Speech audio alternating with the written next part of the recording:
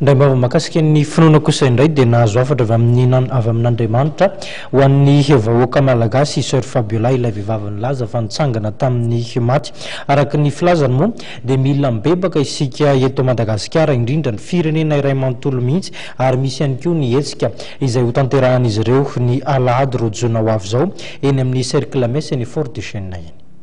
Sœur Fabiola ihany no mitondra ny afatra lehibe izay olazaiko eto dia hoe ry malagasy andao hibebaka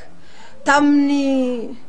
aliny sabata rehefa avy nivavaka izay dia no alim-bavaka tamin'ny aliny iny nangataka satria nisy vavaka fibebana natao tany Fort du Chêne tamin'ny lahady 26 mai dia niseho tango Jesosy Kristy dia nilaza hoe zao lay Jesosy Kristy zanak'Andriamanitra mpanjaka ny voninahitra tonga aho amangentsy Madagasikara tsy kanefa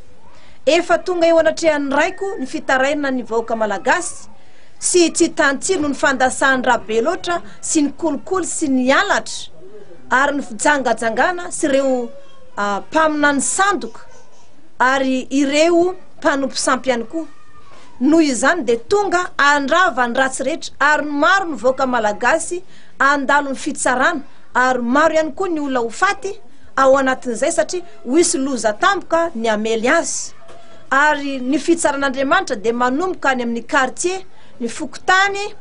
any amin'ny firaisana sy ny fivondronana dia ny faritany sy ny renivohitra rehetra ary any amin'ny fitsarana rehetra sy ny mpitondra na ny mbola amperinasa na ny efa niala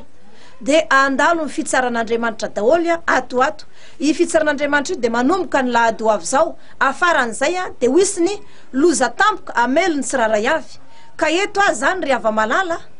dia manentana antsika rehetra andositra ny fahatezerin'Andriamanitra amin'ny alalan'ny fibebahana zany hoe hibebaka isika zany satria tsy misy takona izay tsy ho hita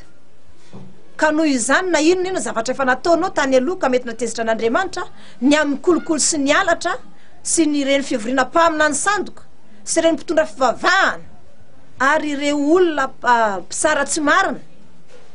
dia andalo ny fitsaran'Andriamanitra avokoa ka noho izany dia manentana anao izay mandre an'izao afatra maika izao mba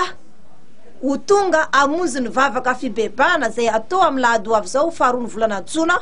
ao amin'ny cercle messe Fort du Chêne manomboka amin'ny 7 ora maraina ny fotoana averiko indray vavaka fibebahana fifonana ho anao ho an'ny firenena ho an'ny vahoaka malagasy atao ao Fort du Chêne